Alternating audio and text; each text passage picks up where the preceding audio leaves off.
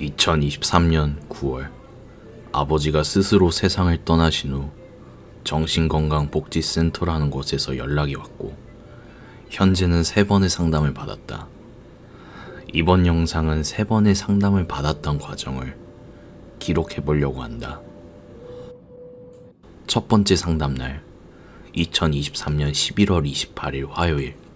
지난 9월 복지센터에서 안내받을 수 있는 서비스를 문자로 받았는데 그 서비스에 대한 안내 책자를 보여주시며 다시 안내를 해주셨다.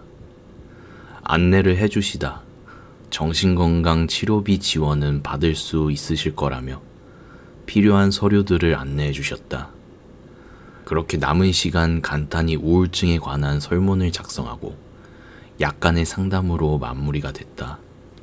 상담이 끝난 후 선물 꾸러미를 주셨다. 유족을 위한 도움서와 자살 유족들의 수기집, 따뜻한 물에 마시는 티백, 좋은 향기가 나는 디퓨저였다. 둘째 날 2023년 12월 11일 월요일. 상담사분에게 내가 유튜브에 영상을 올리고 있다고 솔직하게 말했다. 그러면서 아버지가 돌아가시고 2달 뒤인 11월 20일에 아버지 장례와 아버지의 물건들을 정리하는 영상에 대해 말을 꺼냈다. 지금까지 영상을 시청하시는 분들은 나를 유튜브 컨텐츠에 미쳤다고 생각하실 분들도 있을 것이다. 무조건 내가 옳다고 할 수는 없겠지만 나의 입장을 말하자면 장례를 치르는 동안은 정신이 없어 영상을 찍을 생각조차 하지 못했다. 그리고 7년 전 누나도 마찬가지로 스스로 세상을 떠났는데 그때는 2년 정도를 방에만 있었다. 사람은 적응의 동물이라는 말이 있는 것처럼 이번에 아버지가 떠나실 때는 예전 누나 일도 있어서 그런지 마치 감기처럼 내성이 생긴 것 같아 2달이 지나자 어느 정도 괜찮아졌다. 그래서 혼자 버스를 타고 있을 때나 장례 후 남아있는 영수증 같은 기록들을 찍어 영상으로 만들었다. 그런데 이 영상에 아버지가 키웠던 강아지를 130만 원이라는 큰 돈을 주고 보호소에 파양을 보내는데 이것이 문제가 됐다. 몇몇 분들은 이런 업체는 신종 펫샵이고 말로만 강아지를 입양 보내고 실체는 얼마 뒤 생매장을 하거나 강아지 사육장으로 보낸다고 뉴스에 나왔다고 말하며 나에게 어떻게 하나의 생명체인 강아지를 그런 곳으로 보낼 수 있냐며 댓글들을 달았다. 이 내용에 대하여 상담사분에게 자세히 이야기를 털어놓았다. 아버지의 사망 신고를 마치고 강아지를 키워줄 사람을 구하기 위해 구청에 연결된 보호소에 연락을 했는데 강아지가 동물 등록이 돼 있어야 맡아줄 수 있으며 30일이 지나도 키워줄 사람이 없으면 안락사를 시킨다는 것이다. 안락사를 시킬 수는 없으니 잠시 동안 강아지를 맡아줬던 애견호텔에서 알려준 대로 당근마켓이나 인터넷 사이트 등에도 강아지 사진을 올리며 맡아줄 사람을 구했지만 찾을 수가 없었다. 계속 시간이 흐르자 아버지와 관련된 것들은 빨리 정리하고 싶은 마음이 앞서 계속 찾아보다 강아지 보호소까지 알게 된 것이다. 그렇게 파양을 보내고 보호소에서 강아지를 검사하는 사진들을 보내줬다. 강아지의 표정이 수척해 보여 괜찮은 거냐고 물어봤는데 보호사분은 검사 중이라 그런 거라며 강아지가 놀고 있는 모습을 영상으로 보내주었다. 소리가 안 나와 다시 영상을 보면은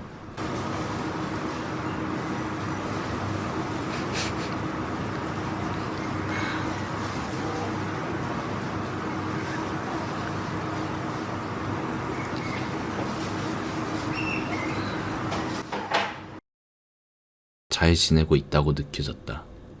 그리고 나의 개인적인 생각이지만 촬영을 하신 보호사분도 강아지의 행동이 웃겼는지 코웃음을 치는 것처럼 느껴졌다.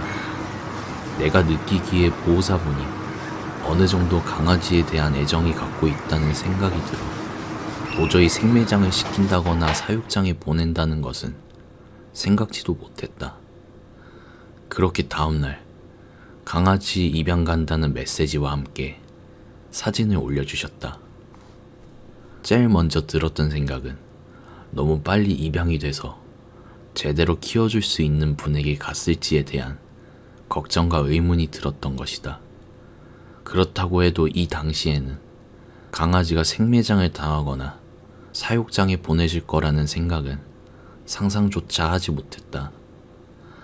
그러자 보호사분이 설명을 해주시며 걱정 안 해도 괜찮다고 말씀해주시며 나중에는 키워주신 분에게 사진과 함께 근황도 전해주셔서 안심할 수 있었다. 그렇게 2달이라는 시간이 흘러 영상을 올렸는데 몇몇 사람들이 뉴스나 영상으로 나온 신종 펫샵에 강아지를 보낸 거라며 어떻게 하나의 생명을 그런 곳에 보낼 수 있냐며 댓글들이 달렸다. 일단 나는 정말 뉴스로 나온 내용인지 직접 검색을 했다. 기사는 21년에 나오고 23년 4월 그리고 얼마 전 11월 14일에도 나왔다. 유튜브에 검색을 해보니 6개월 전에 조회수가 63만 회로 사람들의 말대로 동물농장에서 내용을 다뤘다. 그리고 다른 영상들도 보이는데 조회수가 8,000회짜리도 보이고 1.3만 회짜리도 보였다. 솔직히 내가 모든 영상을 볼 수 있는 것도 아니고 나는 이런 기사와 영상들이 있었는지 알 수가 없었다.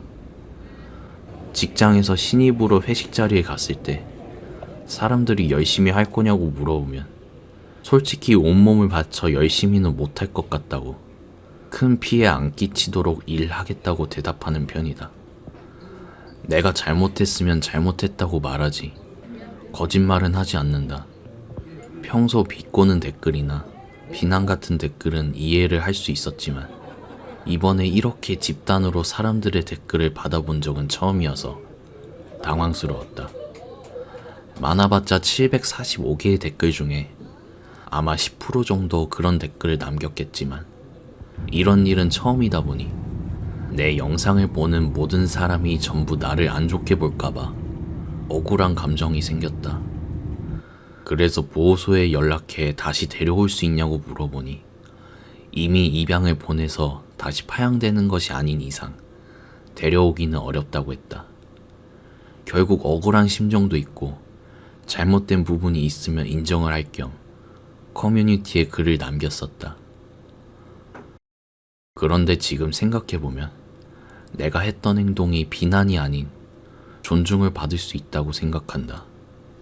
어떤 분은 그렇게 파양 보낼 거면 도대체 왜 데리고 키운 거냐고 그러시는데 애초에 아버지가 돌아가시지 않았다면 계속 아버지께서 키우셨을 것이다. 나는 아버지가 스스로 세상을 떠나실 줄은 생각지도 못했다. 예전에 뉴스를 본 것이 떠오른다. 화석연료 사용을 반대하는 시위를 하며 전시된 그림 위에 음식물을 던지는 뉴스였다. 자신들의 생각이 정당하다고 여기며 그 생각을 다른 사람들에게 강압적으로 강요하는 건 올바르다고 생각은 못하겠다. 그리고 만일 강아지가 문제없이 잘 지내는 것이 사실이라고 밝혀지면 나에게 댓글들을 남겼던 사람들은 마치 아무 일도 없었다는 듯이 뒤돌아설 것을 떠올리면 어이가 없을 것 같다. 나 또한 강아지를 하나의 생명으로서 존중은 하지만 아버지의 적적함을 달래주기 위해 강아지를 데려온 것이다. 객관적으로 봐도 아버지 때문에 강아지를 이용한 것은 사실이다. 그러나 나처럼 가족의 적적함을 달래주기 위해 강아지를 키우는 경우도 어느 정도 있다고 생각한다. 그리고 나는 나의 앞날도 불안해. 강아지를 키우는 것은 부담스럽다. 강아지를 키우는 것이 마음의 휴식이 되는 사람도 있겠지만 나에게는 한 생명의 책임을 지고 신경을 써야 하는 일은 어려움으로 다가온다. 아마 계속 강아지를 키웠다면 좋게 보는 사람들도 있었을 것이다. 그러나 나의 삶이 우선이지 유튜브가 우선이 아니다. 예전에는 영상의 이미지들을 자극적으로 보이게 했다. 그러나 이제는 자극적으로 만들지 않는다. 유튜브에 자극적이고 사람 좋아 보이는 척 하는 게 우선이 아니라 내 삶이 우선이다. 부풀리지 않고 있는 그대로 나의 일기장을 기록하듯 영상을 만들 것이다. 예전에 읽었던 책의 문구가 있다. 진정한 단합은 개인이 서로가 서로를 알게 됨으로써 새로이 생기는 거라고. 학창시절 발표를 할 때면 괜히 틀린 답을 말할까봐 눈치를 봤던 게 떠오른다. 남들에게 안 좋은 시선이 두려워 내 자신을 숨기며 사람들이 원하는 답을 말하며 공동체라는 단체로 숨어 들어가는 것 같다. 그 공동체에서 자신의 의견을 꺼내는 게 눈치가 보이고 결국 소통도 없이 썩어 문드러지는 것 같다. 나는 특별히 뛰어난 것이 없는 사람이다. 그저 있는 그대로 나의 못난 모습도 영상으로 기록했다. 그래서 그런지 댓글로 자신의 아픔을 용기 내어 꺼내시는 분들도 보인다. 내가 생각하는 진정한 친구란 서로의 속마음을 눈치 볼 것 없이 솔직하게 꺼낼 수 있는 사이라고 생각한다. 쓴소리도 할 수 있고 생각이 달라도 큰 문제가 아니라면 그 친구의 선택을 존중해주고 잘 살기를 바라는 마음을 갖고 있다. 그래서 모든 댓글을 지우지 않고 그분들의 의견을 존중하려고 한다. 그래도 비평이 아닌 맹목적인 비난은 안 해줬으면 좋겠다. 그렇게 상담이 끝나고 2시간짜리 우울증에 관한 교육을 들었다. 우울증에 대해 알아볼 수 있는 시간이어서 나에게 큰 도움이 됐다. 셋째 날, 2023년 12월 20일 수요일. 사별 후 유족이 보이는 반응에 대해 알아보는 시간이었다. 아버지가 돌아갔을 당시 경찰서에 연락이 와 경찰서로 찾아갔을 때 숨쉬기 어려워 심호흡을 해야 했고 몸에 작은 경련이 일어났었는데 이러한 반응은 유족들이 보이는 일반적인 모습이라고 한다. 아버지와 관련된 것들을 빨리 정리하고 싶은 마음도 여기에 해당되는 것 같다. 그리고 내 마음이 어떤 상태인지 글로 적어보며 확인해보는 시간을 가졌다. 상담사 분께서 나의 심정은 어떠시냐고 물어봤는데 나는 덤덤하다고 대답했다. 나는 시간이 어느 정도 지나면 나에게 일어난 현실을 부정하지 않고 덤덤히 받아들이려고 한다. 어렸을 때 받았던 폭언과 폭행도 벗어날 수 없으니 그저 덤덤하게 받아들였고 그저 나의 미래를 희망하며 견딜 수밖에 없었다. 오히려 매일 폭언과 폭행을 당한다는 현실을 부정하며 발버둥 쳐봤자 바뀌는 것은 없으니 더욱더 절망만 느꼈을 것이다. 상담사 분께서 종이를 확인하시더니 덤덤하다는 감정은 긍정적인 감정이라고 하셨다. 내가 일기장 쓰듯이 글을 적으며 유튜브에 영상을 올린 것이 나의 마음을 풀어준 큰 도움이 됐을 것 같다는 의견을 보이셨다. 앞으로도 계속해서 일기장 쓰듯이 영상을 올리려고 한다. 이번 영상은 여기까지입니다. 다음 영상으로 뵙겠습니다. 감사합니다.